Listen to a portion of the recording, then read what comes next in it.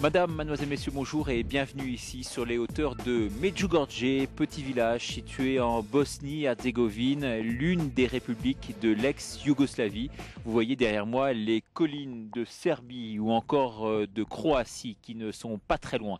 Si nous sommes ici aujourd'hui et à Medjugorje, c'est pour vous parler de la spiritualité bien particulière de ce lieu. Un lieu où la Vierge Marie serait apparue à 6 enfants de ce village le 24 juin 1981. Et depuis cette date, la Vierge renouvellerait ses apparitions à 3 d'entre eux. 25 ans d'apparitions sur lesquels nous reviendrons tout au long de cette émission, témoignage à l'appui. Un lieu qui, il faut bien le dire, n'est pas encore reconnu officiellement par l'Église. Je dis une chose très simple que j'ai dit souvent en Autriche. C'est vrai que bon nombre de vocations sacerdotales en Autriche sont passées par Medjugorje. Il n'y a aucun doute de cela. Nos séminaristes en Autriche qui ont reçu une grâce, soit de conversion, soit d'approfondissement de leur prière, une grâce d'approfondissement de leur vocation, eh bien, ils rentrent au séminaire normalement et ils n'ont pas un privilège medjugorien par rapport aux autres. Ils doivent se soumettre à la vie du séminaire comme tout le monde. Et bien, voilà, c'est tout. C'est très simple. Quelle est la position de l'Église, du magistère de l'Église par rapport à Medjugorje? Elle est inchangée depuis pratiquement 81, enfin depuis les premières prises de position de la conférence épiscopale de Yougoslavie à l'époque,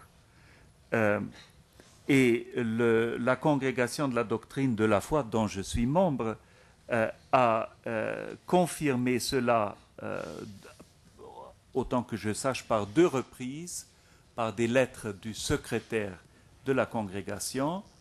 La formule utilisée par les évêques de Yougoslavie à l'époque était non constat de supernaturalitate. Ce n'est pas affirmé que cela est surnaturel. Ce n'est pas exclu ni affirmé. Non constat. Ce n'est pas une négation de la surnaturalité, ce n'est pas une affirmation de la surnaturalité. Alors, quelle en est la conclusion? Elle est double, et le magistère de l'Église a par 2 fois reconfirmé Rome, la congrégation de la foi. Premièrement, il n'est pas permis de faire des pèlerinages officiels à Medjugorje. Officiels, c'est-à-dire vous ne pouvez pas faire un pèlerinage diocésain à Medjugorje. Cela implique qu'il n'est pas interdit de faire des pèlerinages à Medjugorje, mais pas des pèlerinages officiels. Deuxièmement, il est demandé explicitement l'accompagnement pastoral de ceux qui se rendent à Medjugorje. Ces 2 affirmations ont été encore, il y a 2 ans, 3 ans, reconfirmées par M. Bertone, le secrétaire de la congrégation de la doctrine de la foi à l'époque, et je pense que cela est une position très claire. Donc, n'essayons pas de tirer d'un côté ou de l'autre, gardons cette sobriété de l'Église, du magistère de l'Église par rapport à ce phénomène dont le jugement définitif de l'Église ne sera certainement pas avant que ne cessent les phénomènes. Oui. Parce que l'Église certainement ne donnera pas un chèque en blanc sur des révélations privées éventuellement à venir. L'expérience initiale consiste à ouvrir les gens à la volonté de Dieu et à la grâce de Dieu. Alors il y a toujours un élément de croissance dans une vocation. Il faut toujours s'arracher au lieu de la naissance pour avancer et ne pas s'accrocher,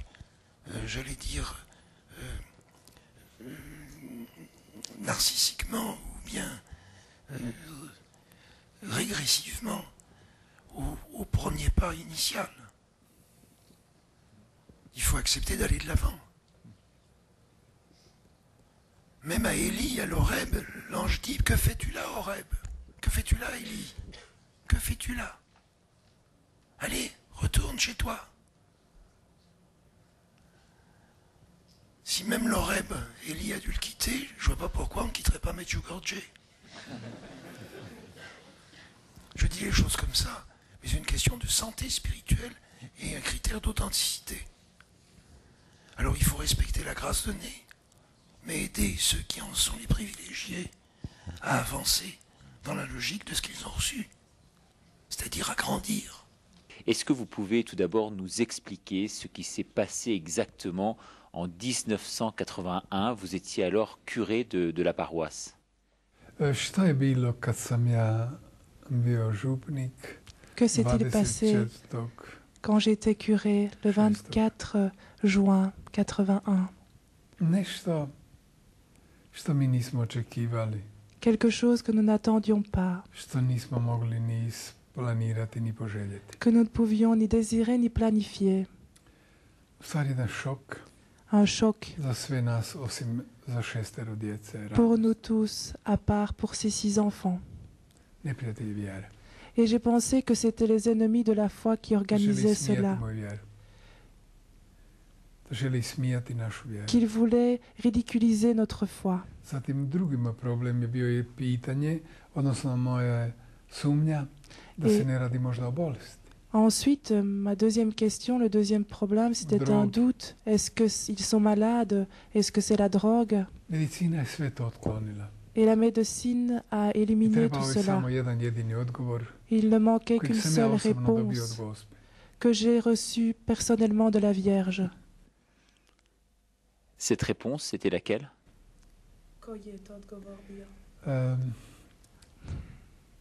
Iziđi i zaštiti djecu. Sors et protège les enfants.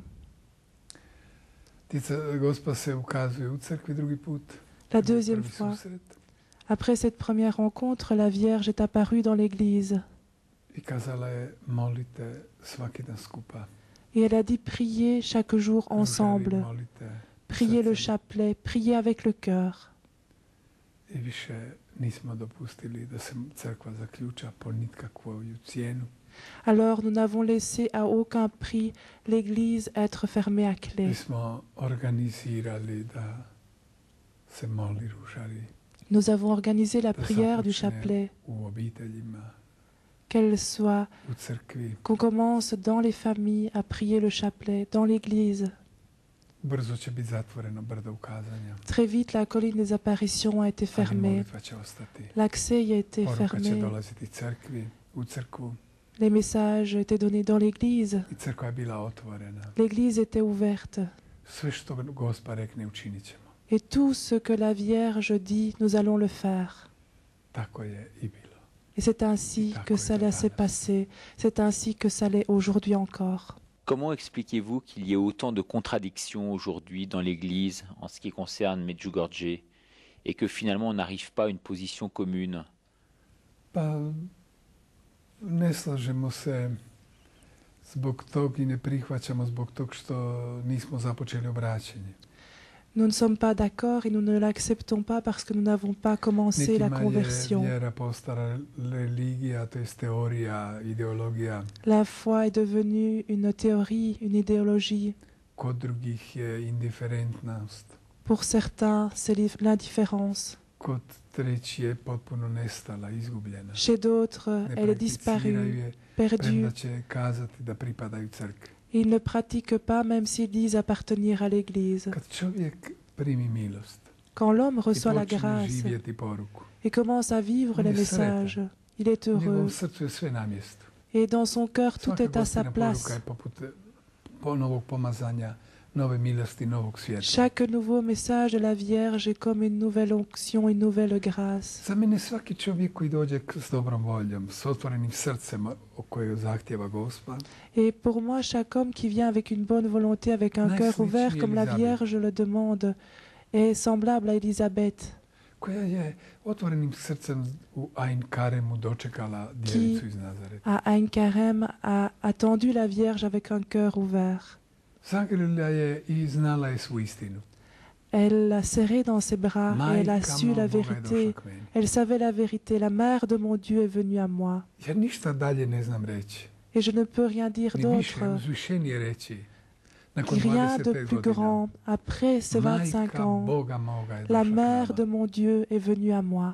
Majka Boga našega je došla k nama. La mère de notre Dieu est venue vers nous. Ona nama govori, ona nas uči, Elle nous ona parle, nas tješi, elle nous ona nas instruit, potiče elle nous console, elle nous i incite. mi se s njom osjećamo super. Et nous nous sentons super avec elle. Comment situez-vous Medjugorje par rapport aux autres lieux d'apparition mariale en Europe? Je pense à Lourdes ou encore à Fatima. Kako situirate Međugorje prema ostalim mjesta ukazanje napose Lourdes, Fatima? Baš kao u Bibliji Evanđelja. Tout comme dans la Bible et l'Évangile, O istoj osobi govore il parle de la même personne u različitom vremenu ili s različitog aspekta. des temps différents, pendant des aspects différents. Uvijek u centru je ista osoba, to je Isus. Mais c'est toujours la même personne qui est au centre, c'est Jésus. Kraljica mira u Lurdu, La reine de la kraljica paix mira u Fatimi, à Lourdes, la reine de la kraljica paix mira à u Fatima, Međugorju. la reine de la paix à I Medjugorje. uvijek joj je ono što je Isus stavio pod dno križa na Golgoti, na Kalvariji, Et elle est kao toujours zadaća, evo ti sina, ce evo ti crkvu. qu'elle était au pied de la croix du calvaire sur le Golgotha, ce que Jésus a dit, voici ta mère, Evo ti crkvu, evo ti sina. voici ton fils, voici ton église. Njezina zadaća je isto kao naša prihvatiti majku, Et son devoir est comme le nôtre, accepter notre mère. a njoj je pomoći svojoj crkvi. Et son devoir à elle, c'est d'aider son église Sve učiniti za svoju crkvu. et faire tout pour son église. Ona se danas mora ukazivati. Pourquoi l'église vient-elle à Medjugorje et que cherche-t-elle à Medjugorje? Crkva u molitvi nalazi milosti. L'église reçoit des grâces dans la prière.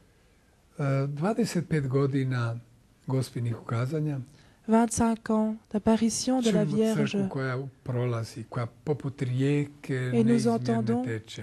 Une église qui passe et qui coule continuellement comme une I rivière kažu ja sam našao.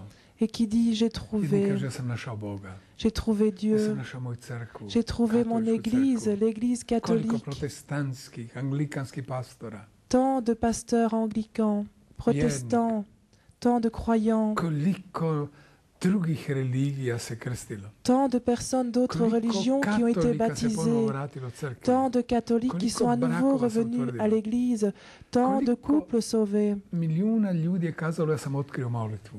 des Znam, millions de personnes vrednotu. qui ont dit j'ai découvert la prière, Koliko miliona valeur, ljudi sa je force, prepoznalo des Euharistiju. millions de personnes qui ont reconnu l'Eucharistie Tako duboko kao dva učenika na putu u Emaus. si profondément Ou comme Emmaüs. les deux disciples d'Emmaüs. Prepoznali su gospodina živog i uskrslog. Ils ont Eucharistie. reconnu le Seigneur vivant, ressuscité dans Međugorje je l'Eucharistie. Međugorje je samo čudo. Medjugorje, c'est un miracle. Međugorje je samo milost. Medjugorje, c'est la grâce même, Jer Gospa je to učinila. car la Vierge a Postala fait je cela izvor te milosti. et elle est la source de cette I po njoj grâce. teče u Et srcu par naše. elle, elle coule dans nos cœurs. Dakle, različite su naše potrebe, Nos besoins sont différents, a izvor je jedan. mais la I source, svi se il n'y en osjećamo a dobro. qu'une et nous nous sentons tous bien. Toutes les semaines, nous recevons sur notre télévision catholique en France des gens qui viennent témoigner en disant à Medjugorje, on a eu une conversion. Mais ces gens-là se trouvent un peu en porte-à-faux du fait que le pape n'est pas encore au plus haut niveau reconnu Medjugorje. Est-ce que vous, c'est votre attente aujourd'hui et votre priorité numéro un? Est-ce que vous pensez que Benoît XVI va venir ici? Gledajte, on je već prisutan srcem tu. Il est déjà présent avec son Svojim cœur duhom, ici, svojim avec son dopuštenjem, esprit, avec, svojim dopuštenjem da to teče, da ide dalje. avec cette permission que cela coule plus loin. Nikada ni bivši papa, ni sadašnji papa Jamais. nisu kazali Les papes, les Izrazili anciens papes ou sumnju, le pape actuel poteškoću n'ont jamais fait de difficultés ili problem. ou des problèmes. Svima Au su contraire, savjetovali Ils ont conseillé à tous d'y aller, aux évêques, aux cardinaux. Merci infiniment de ce témoignage. Merci beaucoup. Sœur Anna Katharina, vous venez d'Allemagne, vous êtes ici aujourd'hui à Medjugorje à temps complet, je dirais. Est-ce que vous pouvez nous expliquer un peu le parcours, le cheminement qui aura été le vôtre et qui vous a conduit ici à Medjugorje? Donc, alors, ça fait 16 ans maintenant que je suis venue la première fois à Medjugorje. Donc, j'avais 19 ans à l'époque. Et en ce moment-là, je ne croyais pas du tout en Dieu. Je n'allais pas à l'église. Je ne faisais rien ce qui est en lien avec Dieu. Et mon frère, il avait 18 ans. Et notre maman, elle a dit, nous ne pouvons pas continuer comme ça. Comment notre vie va se terminer? Ça va être catastrophique. On est venu pour 3 jours ici, en voiture. Mais je n'ai pas pensé à des conséquences du tout. Jamais j'ai pensé que ces 3 jours dans ma vie passée en 90 ici auront de conséquences pour moi. Et durant 3 jours, on a vu tout ce qui se passe ici à Medjugorje. J'ai vu des gens prier, même de jeunes. Jamais j'ai vu de jeunes prier. Ça n'existait pas dans mon entourage en Allemagne. Et je me suis dit, où est-ce que je suis? C'est un autre monde ici. Je ne comprends rien du tout. Qu'est-ce qui se passe? Je ne comprends rien. Chaque fois que j'ai vu une croix, une statue, je me suis dit, mais qu'est-ce qui se passe ici? Et après 3 jours, je me suis dit, soit ici tout le monde, ils sont un peu fous, soit c'est moi qui n'ai pas compris quelque chose. Donc, qu'est-ce que je vais faire? Alors, j'ai commencé à prier, ok, Dieu, si tu existes, si c'est vrai, si quelque chose ici est vrai, laisse-moi comprendre, donne-moi la foi, même si je ne veux pas croire du tout quand même. Donc, voilà. Et finalement, dans mon cœur, j'ai commencé à m'ouvrir. Et le moment d'une conversion, d'une rencontre avec Dieu, je peux dire, c'était au moment de l'apparition de la Vierge Marie. Donc, c'est le voyant Ivan qui nous a dit qu'il y aura une apparition en haut sur le Križevac. Et il nous a invités de participer à ça. Et moi et mon frère, on a dit, enfin, on est ici, pourquoi pas, on peut y aller, on peut regarder qu'est-ce qui se passe. Et puis, on retourne à la maison et tout est fini, et voilà. Donc, on est monté, on a participé à ça. Tout le monde était là, on a prié, on a chanté avec les gens qui étaient autour de nous. Je me suis dit, qu'est-ce qui se passe ici? Qu'est-ce qui se passe? Qu'est-ce que ça veut dire tout ça? En haut, c'est haut le Križevac, autour de 500 mètres. Oui, c'est ça, la colline de la Croix. Et il y avait des étoiles là-haut et les gens priaient. J'étais dans une ambiance, je me suis dit, qu'est-ce qui se passe ici? Je n'ai jamais vu ça. Et au moment de l'apparition, quelqu'un a dit, mettons-nous à genoux, gardons le silence, prenez pas de photos, restez dans la prière. Et moi, je me suis dit, ok, je vais faire comme tout le monde, je vais me mettre à genoux, j'ai fermé les yeux. Et en ce moment-là, j'ai tout compris. J'ai compris profondément dans mon cœur que Dieu existe, que Dieu est là, il me connaît. J'ai compris qu'il m'a créé, qu'il me connaît plus que je me connais moi-même. Et aussi, j'ai compris que Dieu nous aime beaucoup, que Dieu m'aime personnellement beaucoup, plus que jamais quelqu'un d'autre pourrait m'aimer. Et donc, c'était cet événement qui s'est passé durant l'apparition, même si c'était la Vierge Marie apparemment qui était là. C'était le moment où le voyant Ivan a vu la Vierge.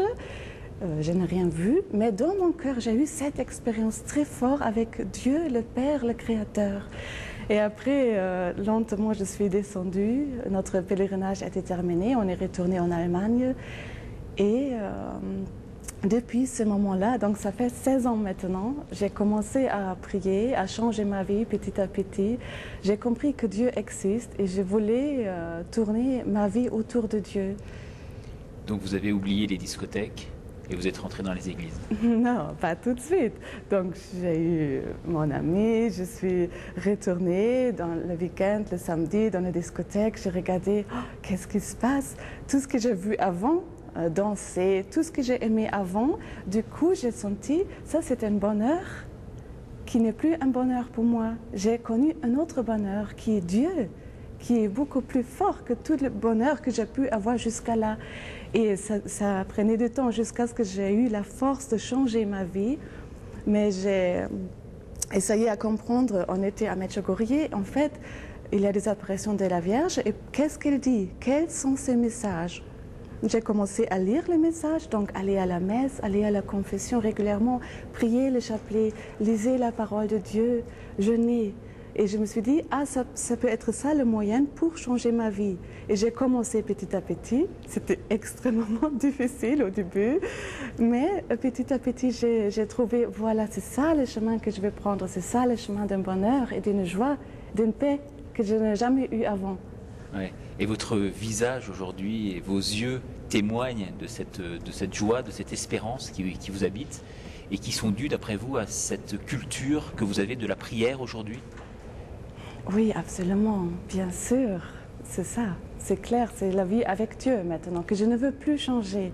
Je peux dire que quand j'avais 19 ans, quand je suis venue ici, je n'ai pas pensé à des conséquences du tout, mais une fois j'avais reconnu que Dieu existe, je ne veux plus réchanger ma vie avec celle que j'ai eue avant, c'est clair. Ça suffit à remplir une existence, la croyance en Dieu? Oui, petit à petit, il faut comprendre qu'est-ce que Dieu veut de ma vie. Il est là, il est comme un ami, il est concrètement intéressé à ce que je suis, à ce que je fais. Il faut rentrer en dialogue, il faut voir qu'est-ce qu'il veut de moi. On ne peut pas vivre n'importe comment. Je crois, ça suffit, et puis je fais n'importe quoi. Il faut être en coopération avec le Seigneur aussi. Qu'est-ce qu'il veut pour comprendre comment il veut nous conduire. Moi, j'allais me marier, j'allais fonder une famille, tout ça. Je n'avais pas tout de suite compris qu'il va m'appeler à devenir sœur. Mais petit à petit, j'ai compris, c'est ça mon chemin. Voilà, je vais suivre ce chemin-là. Et je suis devenue sœur consacrée. Et maintenant, ça fait 6 ans que je fais des vœux définitifs déjà. Et qu'est-ce qu'il veut de vous aujourd'hui? Est-ce que vous le savez déjà? Actuellement, donc j'ai compris qu'il m'invite à donner toute ma vie pour l'Église, pour être en service de l'Église. Et actuellement, j'habite ici à Medjugorje, donc je ne m'attendais jamais à ça, bien sûr, à l'époque. Je suis ici depuis 4 ans et responsable pour la présence de la communauté Béatitude ici sur place. Et je veux voir ça. Oui. Et cette communauté des Béatitudes s'occupe de quoi ici à Medjugorje? Nous sommes tout simplement là pour aider à la paroisse, à tous les besoins qu'ils ont, notamment pour l'animation de la messe germanophone et francophone chaque jour. Et vous pensez que chacun reçoit effectivement des grâces? Oui, je pense que oui. Si nos cœurs sont ouverts, si nos cœurs sont fermés, je pense que Dieu ne peut rien donner parce que nous sommes libres, nous sommes entièrement libres. Mais si nous voulons dire oui, Dieu, je suis là, j'ouvre mon cœur pour ta présence, pour ce que tu veux me donner, il donne, ça c'est sûr. Et comment faire pour ouvrir son cœur? Vous avez reçu cette grâce, mais pour les gens qui nous regardent et qui ne sont pas forcément croyants, qu'est-ce que vous pouvez leur conseiller de faire? Ouais, c'est une bonne question. Comment on peut ouvrir son cœur?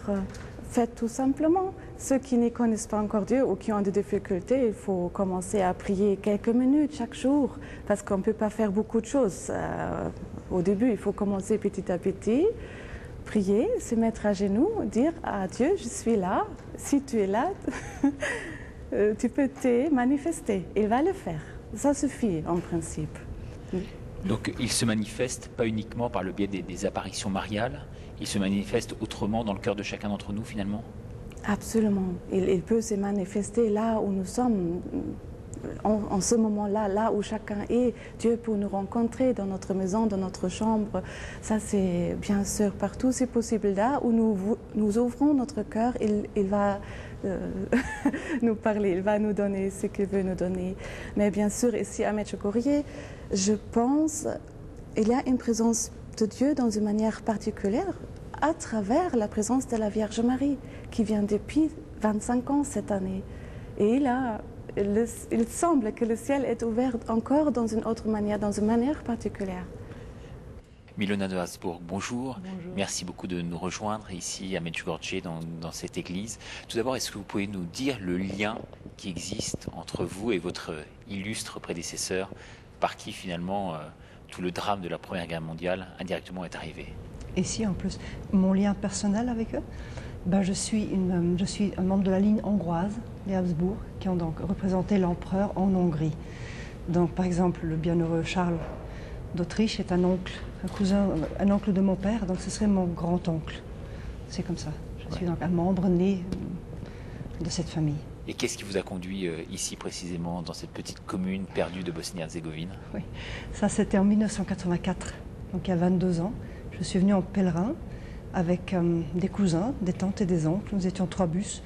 Et c'est venu parce qu'il y a eu un petit article dans un journal, noir et blanc, en 83 déjà. Et je l'ai lu et je me suis dit, bouf. J'aimais bien Fatima, je me disais, voilà, ça ne m'intéressait pas plus. Mais j'ai vu le visage des voyants, surtout le sourire de Vitska, sur cette petite photo. Non, elle a ce grand sourire rayonnant et c'est tout.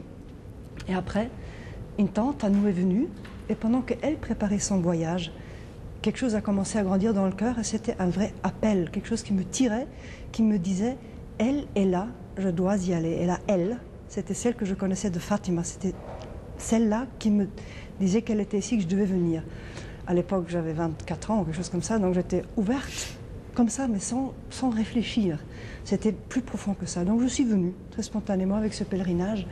Ce cousin qui nous a organisé à l'époque est prêtre aujourd'hui. Et nous sommes venus pour 3 jours, pour le 3e anniversaire des apparitions. Et là, il y a eu un avant, il y a eu un après.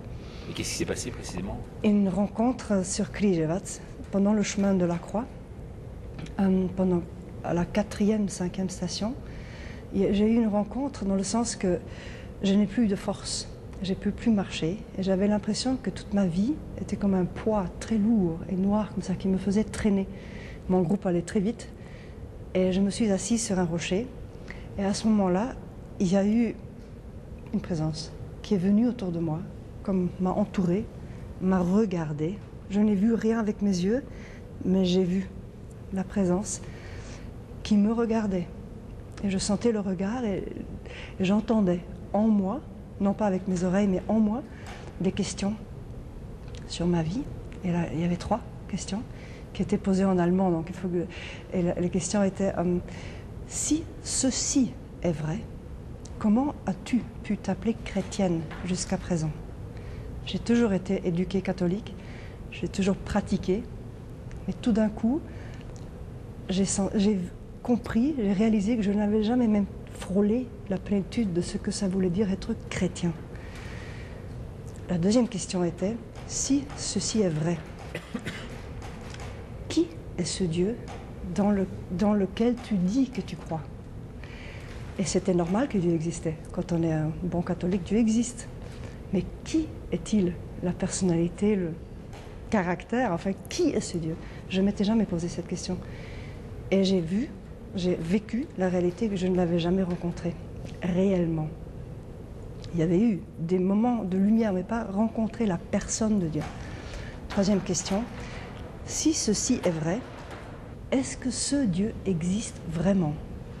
C'était toujours normal qu'il existait, mais tellement normal que pour les autres, quand ils me posaient la question, je disais, mais bien sûr il existe.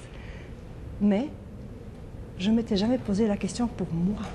Est-ce que ce Dieu-là existe vraiment? Donc, résultat de ces 3 questions, tout ce que j'avais eu comme foi jusqu'à présent était disparu, évaporé. J'avais plus rien, plus aucune sécurité, plus rien. Je savais plus rien, mais j'étais vue. Et je voyais ma vie dans la lumière de ces 3 questions. Il n'y avait aucun jugement, aucune critique. Une douce réalité, sobre et transparente de clarté. Il n'y avait pas de mensonge, pas d'excuses, pas de mais, rien. Il y avait vérité, simple, sobre, claire, mais très douce. Pas affectionnée, mais amante, aimante. Et je n'avais jamais été vue comme ça. Jamais. Il y a tellement de normes. Alors par rapport à ces 3 questions, justement, les réponses. Qu'est-ce qu'être chrétien aujourd'hui finalement? C'était rencontrer Dieu vivant. Et de cette rencontre vivante découle la vie. Donc il fallait que je lâche beaucoup. Et qui est ce Dieu, pour répondre à la seconde question? Ça, je le découvre tous les jours encore. J'aurais jamais fait le tour de la question parce qu'il est trop grand. Mais je l'ai rencontré tout le temps, et tout le temps d'une façon nouvelle. Et il est celui qui aime ma vie. Il est celui qui me l'a donné. Il est celui qui me donne toutes les réponses pour mon existence. Et qui me montre les pas qui sont bons pour moi. Qui m'a redonné mon identité et ma liberté. Et existe-t-il vraiment, la 3e réponse? Complètement. Oui. Vous sentez les signes vraiment tangibles au quotidien de sa présence? Extraordinaire. La vie est devenue une aventure depuis. Elle ne l'était pas avant. C'était une tâche lourde. J'avais peur de la vie du futur et je me trouvais ça terrible. Il n'y avait que des exigences et très peu de nourriture intérieure. Et depuis qu'il est venu, qu'il s'est donné à moi comme ça par elle, c'était lui un Dieu qui dérange tout le temps et qui remet toujours tout dans une grande aventure. Marcher sur l'eau, tout le temps, en le regardant. Mais en quoi votre vie a-t-elle changé depuis? Premièrement, intérieurement. Les normes, les critères pour les choix, tout. L'idée sur le mariage, enfin, tout. Le contenu a changé de l'existence. Le cadre a changé après, parce que j'ai lâché le travail que je faisais. J'avais fini des études et des choses. Et il fallait que je lâche, parce que après je suis venue travailler ici. Je l'ignorais à l'époque, au début. J'avais aucune idée de ce qui allait arriver. J'ai juste dit mon oui total à Dieu. J'ai dit, je te donne un chèque en blanc, je signe, tu écris. Ma vie, maintenant, je veux que tu fasses, toi, tout. Et du coup, il y a eu des pas extérieurs que j'ai dû faire, comme arrêter de sortir. J'aimais sortir, j'aime beaucoup les êtres humains, toujours. Et j'aimais les rencontrer. En parlant des langues et dans le milieu où je vivais, on rencontre beaucoup de gens. Et j'ai arrêté, parce que j'ai vu qu'il fallait choisir une priorité très profonde. Pour moi, hein, ce n'est pas une norme que je donne pour d'autres, c'est pour moi, ça a été comme ça. Et je suis partie des cocktails, partie des fêtes, et j'ai plus vu beaucoup de personnes qui ne sont pas venues ici. Et il fallait lâcher. Mais quand on est porteuse, en l'occurrence d'un tel nom, quand on est héritière d'une telle famille, est-ce qu'il n'est pas difficile finalement, encore plus difficile de prendre le contre-pied et de tout s'abandonner? Non, je ne pense pas pour moi, non. Ça a été donné, vous savez, il y a aussi eu des ancêtres qui ont prié, hein. Donc le terrain était déjà là, quelque part. Et je pense que le côté illustre et le côté connu, c'est pas une gloire, parce que c'est des gens qui ont été grands dans leur temps, dans le passé. Donc je ne peux pas m'approprier leur plumes. Je ne peux pas me décorer par des plumes qui ne sont pas les miennes. Donc le Seigneur a donné cette vie qui est dans cette famille, c'est lui qui l'a choisie, pas moi. Et du coup, au début, j'ai dû porter la lourdeur, aussi la critique, non, de tous ceux qui n'aiment pas ces genres de famille, les aristocrates et tout ça. Mais le Seigneur m'a donné de me réconcilier avec ça, par sa mère ici. Et du coup, ce n'est pas devenu difficile du tout. Parce que j'aime beaucoup plus maintenant aussi. Et la famille, et je comprends l'amour d'une façon différente, la relation familiale et tout. Dernière question, quelle est la leçon de Medjugorje, s'il faut en retenir une? La leçon, recevoir la vie comme Dieu l'a vraiment voulu, en toute sa richesse. Donc s'ouvrir, ouvrir son cœur? Oui, sans aucune condition. Je pense apprendre la confiance concrète, existentielle, réelle, en un Dieu proche, incarné, qui nous envoie sa mère pour qu'on puisse le toucher, parce que les voyants la touchent. Hein. Merci beaucoup. Gérard Bata, bonjour. Bonjour. Vous dirigez l'agence de voyage Les Trois Blancheurs, située à Nantes. Oui. Vous amenez ici chaque année des centaines et des centaines de pèlerins. Qu'est-ce qu'ils viennent chercher à Medjugorje? Ce qu'ils viennent chercher. Beaucoup sont attirés par les apparitions de la Vierge Marie. Donc on pourrait penser qu'il y a un attrait vers Marie, on cherche quelque chose vers Marie. Mais quand ils arrivent ici, ils découvrent une autre dimension, ils découvrent l'Église. C'est très intéressant parce que sur le plan du pèlerinage, on a l'impression qu'on va vers un lieu marial et finalement on en arrive à découvrir Jésus. Et c'est toute la dimension de Medjugorje, c'est Marie qui nous amène à Jésus, Marie qui nous ramène à l'Église. Et c'est très intéressant de voir ce phénomène, enfin, pas ce phénomène, mais cette transition de la recherche d'un pèlerin et après son aboutissement quand il rentre chez lui. Et comment d'abord découvre-t-il Marie, le pèlerin, en venant ici? Par quel biais? Alors, dans nos préparations au pèlerinage, nous parlons de Medjugorje, des événements, des apparitions, bien sûr, des messages, surtout de ces appels à la conversion. Et ensuite, quand on arrive à Medjugorje, eh bien, on suit le programme de la paroisse, c'est-à-dire la messe, les temps de prière, et le prêtre accompagnateur, en général, donne des enseignements sur les différents points que Marie nous invite à méditer, c'est-à-dire la prière, le jeûne, la Bible, la lecture de la Bible, l'Eucharistie et la confession. Donc il y a toute cette formation de retour vers l'Église par les sacrements. Donc au-delà de la simple visite ici à Medjugorje, finalement c'est tout un chemin que vous entreprenez avec le pèlerin. C'est le chemin qui est le plus important. Il m'arrive parfois de blaguer avec les pèlerins en disant on ne va pas à Medjugorje pour prier. Et ça les surprend tous un peu. Mais c'est vrai qu'on va à Medjugorje pour apprendre à prier. C'est le chemin qui compte, le chemin que l'on va faire pendant cette semaine, qui est très important, puisque prier, on peut le faire partout, chez soi aussi bien, ou dans sa propre église de village, ou de quartier, d'arrondissement de Paris, ou ailleurs. Mais apprendre à prier, apprendre à rentrer dans cette prière du cœur à laquelle la Sainte Vierge nous invite ici, pour finalement s'unir à Jésus dans la prière. Vous assistez, vous êtes aux premières loges en fait, donc vous assistez à des moments très forts. Avec les pèlerins, oui. Puisqu'on accompagne les pèlerins quand même de leur point de départ en France, pendant le séjour et jusqu'à leur retour. Donc on voit toujours cette conversion. Alors conversion, j'entends ce changement de la personne, cette conversion, puisqu'elles viennent avec des attentes, elles repartent remplies ou avec au moins des réponses à leurs questions. Donc on voit tout le cheminement du pèlerin, de son départ jusqu'à son retour. Et c'est toujours une joie de voir ce que la personne devient entre le moment où elle part de France, qu'elle s'abandonne aux grâces du pèlerinage, et après son retour en France, où on sait qu'après elle va rentrer dans l'église ou continuer d'être dans l'église, parce qu'il y a aussi beaucoup de pèlerins qui sont dans l'église depuis très longtemps, mais qui vont après avoir un chemin plus fort, plus ferme dans l'église, plus intensif, plus participant. Vous avez des retours plusieurs mois, plusieurs années plus tard sur ces cheminements? Oh oui, oh oui. Et lesquels? Pour citer l'exemple qui me vient en tête tout de suite, c'est l'histoire d'une jeune fille de 24 ans qui est venue à Medjugorje il y a 14 mois, 15 mois, pas baptisée, d'une famille non croyante, qui est venue avec une amie. Et dimanche dernier, elle a fait sa messe d'entrée pour le catéchuménat, c'est-à-dire qu'elle va être baptisée à Pâques.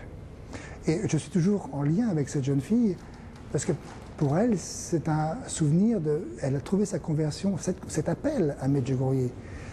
Et on va être invité à son baptême le dimanche de Pâques. Ouais. On voit vos yeux embués de larmes et d'émotions. C'est toujours la même émotion pour vous en venant ici, même si vous venez 10 fois par an? C'est toujours nouveau. C'est toujours nouveau et j'aime garder cette nouveauté à chaque fois. Je suis aussi un pèlerin moi-même. Même si je viens plusieurs fois dans l'année, je suis toujours un pèlerin. Et c'est bien de garder cette dimension-là. Ce serait dommage de se dire c'est du déjà vu, c'est du refait, c'est dommage. Medjugorje, c'est un continuel recommencement. Et qu'est-ce qui vous marque le plus lors de ces sessions que vous effectuez ici? Par rapport à moi-même, par rapport au pèlerin, par rapport à Medjugorje? Les trois? Par rapport à moi-même, j'ai l'impression de continuer une progression spirituelle. Par rapport au pèlerin, je suis toujours émerveillé de voir continuellement environ 50% de nouveaux pèlerins venir à Medjugorje. Donc de me dire, il y a toujours cet attrait d'aller vers Medjugorje, de savoir ce qu'est Medjugorje. Et par rapport à la paroisse, je vois que la paroisse s'embellit. Elle devient belle ici. Elle devient vraiment un lieu international de prière. Elle devient même une réponse à beaucoup de questions. Elle devient une réponse pour beaucoup de personnes. Je pense que Medjugorje est un lieu incontournable, pas obligatoire, attention, mais un lieu incontournable pour grandir dans la foi. Mais ce n'est pas le seul. Y a-t-il un prototype de pèlerin type qui viendrait ici à Medjugorje? Non, il n'y a pas de pèlerin type. Je crois que tout le monde est pèlerin à partir du moment où il veut faire une démarche de recherche, d'approfondissement de sa foi. C'est ça le pèlerinage, c'est faire un chemin pour approfondir sa foi. C'est prendre du temps dans sa vie pour se dire quelle est ma relation avec Dieu? Est-ce que j'en ai une d'abord? Ou est-ce que je veux en avoir une?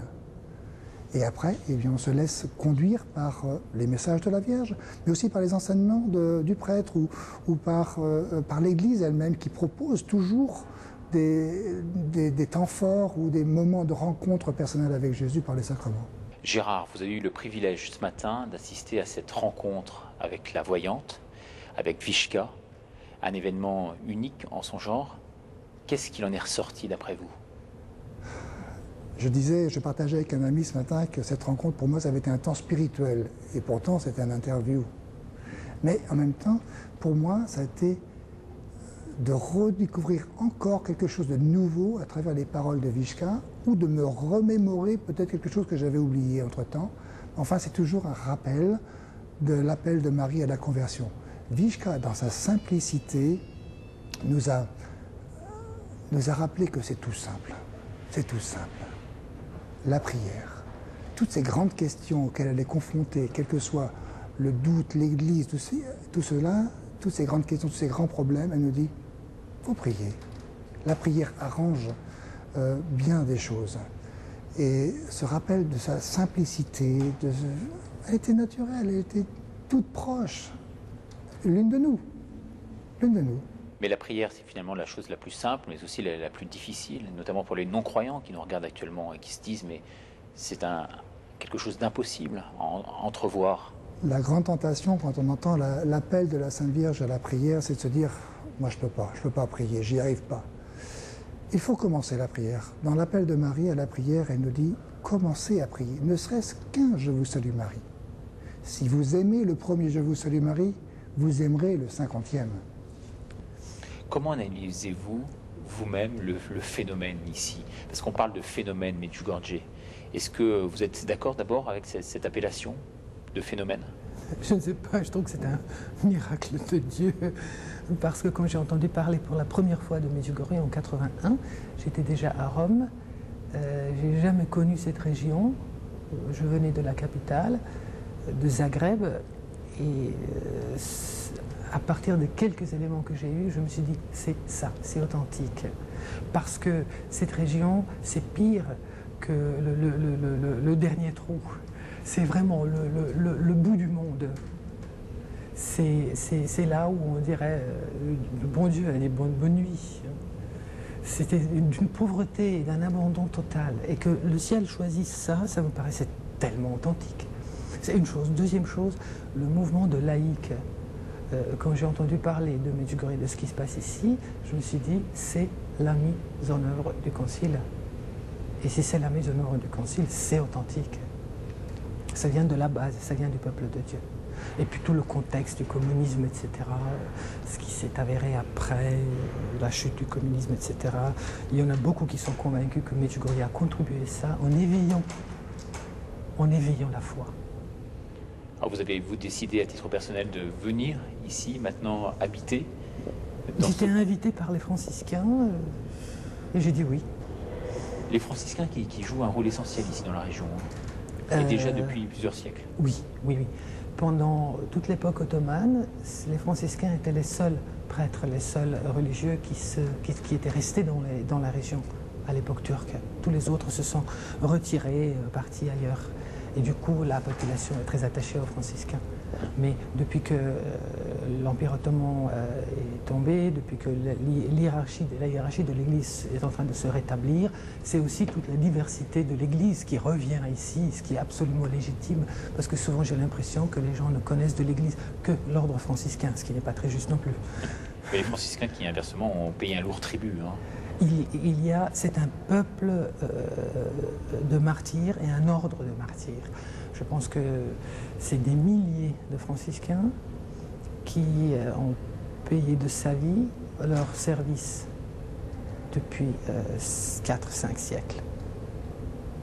Donc je ne parle pas que de l'époque du communisme, je parle des 5 siècles qui se sont écoulés. C'est vraiment une terre de martyrs. Dernière question. Vous êtes en prise directe, vous, avec tous les pèlerins qui viennent du monde entier ici. Quelle est votre réflexion par rapport à ce message qui leur est transmis directement par la Vierge, ou indirectement à travers ces visions des tout commence à l'intérieur. On ne peut rien faire à l'extérieur si ça ne se passe pas d'abord dedans. Et c'est justement cette pédagogie-là que la Vierge met en route ici. Ça veut tout dire. Mais avec, vraiment, le message consiste à commencer par vous-même, mais aller au-delà, changer le monde. Changer le monde. Mais commencez par vous-même, pas l'inverse. Vous êtes venu ici, donc, je crois, une trentaine de fois déjà au total. Oui, c'est la 26e fois, oui. Et à chaque fois, il se passe quelque chose véritablement ? Alors il se passe quelque chose dans ma vie personnelle, oui, alors en lien avec les pèlerins, parce qu'à chaque fois on voit des pèlerins qui évoluent, qui approfondissent leur foi, et puis on s'aperçoit bien par la suite que c'est quelque chose qui demeure, voilà, quelque chose qui se renforce. Moi, je reste en lien très, très fort avec un certain nombre d'anciens pèlerins qui viennent me voir, soit pour la confession, soit pour la direction spirituelle. Voilà. Et vous, à titre personnel, qu'est-ce que ces expériences ici à Medjugorje vous ont-elles apporté ? Eh bien, d'abord, certainement, un approfondissement de ma connaissance de Marie et de l'importance de la présence de Marie dans ma vie, Marie qui est l'intermédiaire par lequel on passe pour aller à Jésus. Hein. Dans notre région, le Père de Montfort est bien connu et sa devise est bien connue aussi. Je ne sais pas si elle est respectée, mais enfin elle est bien connue, à Jésus par Marie. Voilà, c'est un chemin qui est agréable de prendre. Hein. Quand on va vers Marie, Marie nous accueille dans son cœur. Enfin, moi, c'est ce que je dis à Marie. Hein. Je me mets dans ton cœur et je mets toutes les personnes que je connais, je les mets dans ton cœur et toi, tu les mets dans le cœur de Jésus. Mais matériellement, ça se traduit comment, cette relation que vous avez aujourd'hui particulière avec la Vierge ? Oh bien, matériellement, la Vierge est bien plus présente dans ma vie et j'essaie d'être fidèle à la prière du rosaire chaque jour.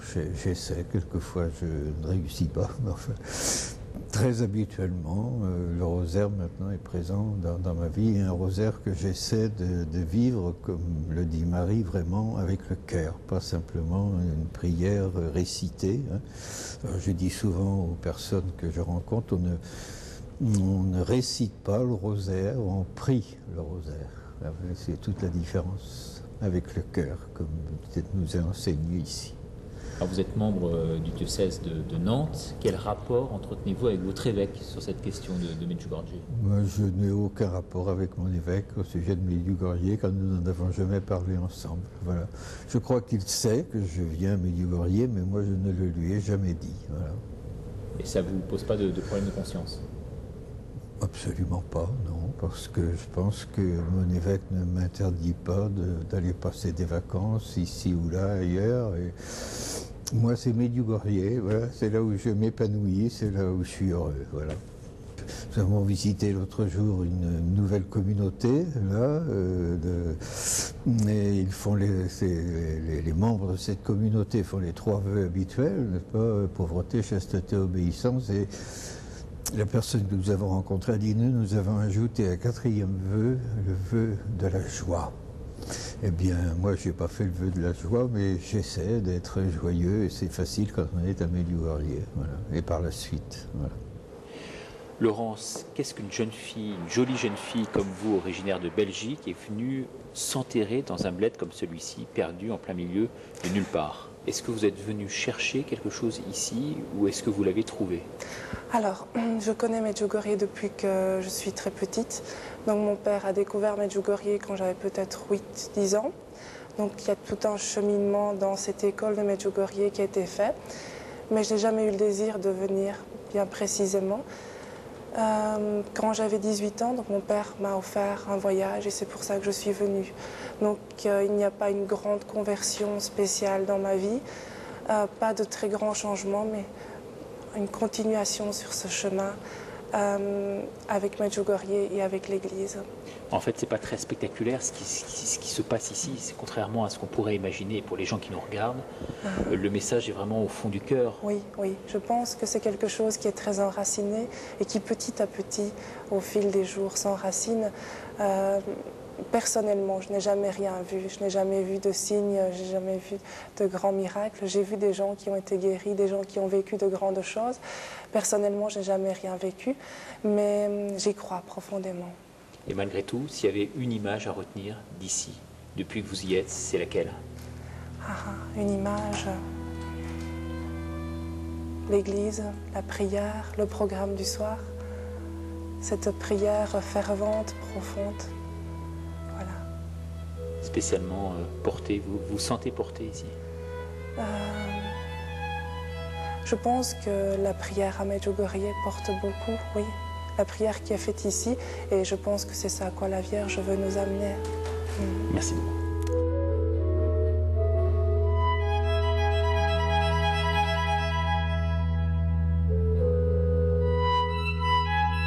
À noter que ces témoignages n'ont pas valeur de preuve, mais simplement de signe.